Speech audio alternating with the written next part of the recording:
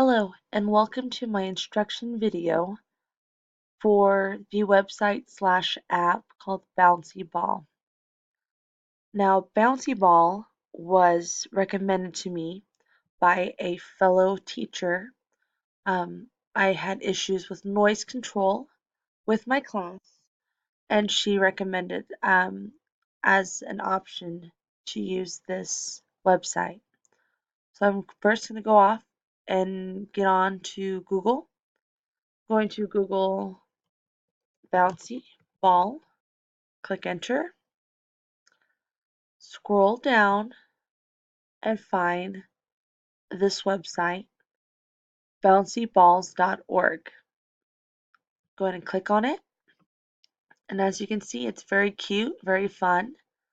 It says Bouncy Balls with your microphone, a fun way to manage classroom noise or visualize music. So I'm going to go ahead and click on the Begin Bouncing button in the middle of the screen.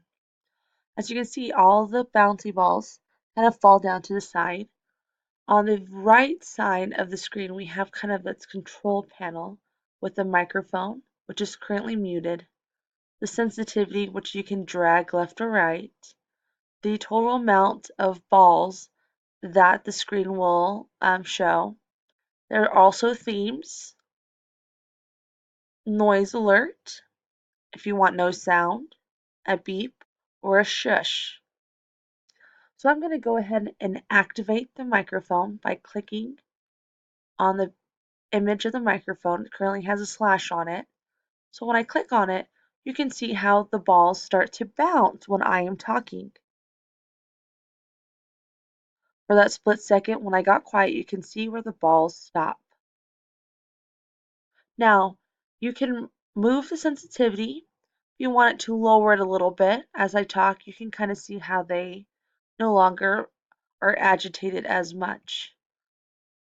Now, if I put it to the max at 200, you can see they're kind of going off the wall and are bouncing everywhere. So we're just going to keep it at about 100. That looks like a pretty safe spot. Now for the total, oh, you can see how it says I was too noisy. Now for the total, you can make it smaller, have a small amount of balls in there. So this said 25, there's only 25. Or you can bring it up all the way to 150. Now that's a lot. If the kids are getting too loud, that might go off again like it did earlier on me. So we'll go ahead and put it back kind of in the middle. Now for the themes, there are different ones. Oh, there it goes again, that you can choose from.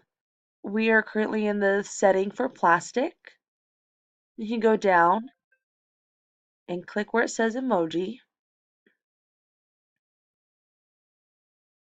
And we have some emojis coming up.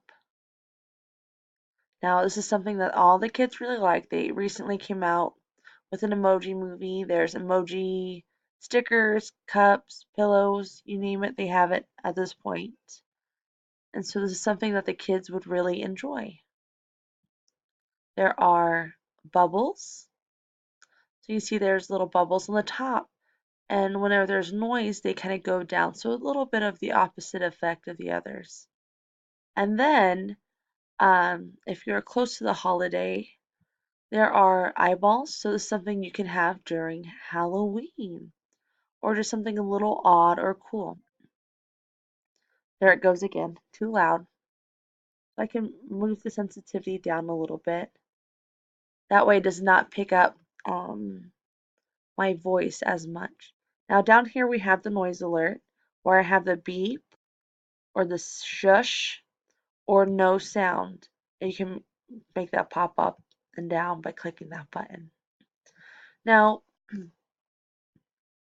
the reason to use this website or app, which is really nice, is that it's free. I did not have to pay for anything. I just had to Google it. You can use it off of any web browser. The purpose for this app is to kind of help the students self-regulate themselves and their noise control. I spend a lot of time asking the kids to be quiet or to bring it down. We are being so loud sometimes that we've had a classroom teacher from another room come in and ask us to quiet down, which was super embarrassing. So I went to some colleagues and asked them what they did. And I did have a teacher recommend this website that I can use. And I'm using this from my laptop, which has a speaker and a microphone. And so when I unmuted the microphone, I was able to pick up any sounds, and the students can see where they're at with their noise level. They might get a little ornery and want to test it and try to make it go all the way up to or until it says shush or be quiet. But um, you can have some consequences if they do.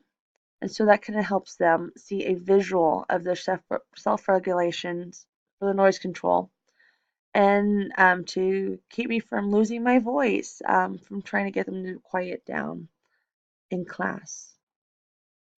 Now, for the ISTE that I believe this kind of falls under is 4.c, which is to evaluate and reflect on current research and professional practices on a regular basis to make effective use of existing and emerging digital tools as resources in support of student learning. And then also 1.a, which is to promote, support, and model creative and innovative thinking and inventiveness. So this is an amazing alternative than just me kind of shouting at the kids or hooting and hollering for them to quiet down. Something fun and interesting. Of course, the emojis is something that they're into right now. Something that can be on the screen or the projector. Um, so they all can be involved and they can all see this at the same time. Well, that is it for this tutorial. It's pretty self-explanatory, pretty easy, pretty simple. Something that you can pull up really quick at the beginning of the class. So I hope you enjoy it. Once again, this is bouncyball.org. You can Google it or use Internet Explorer if that is something that you use as well. Thank you.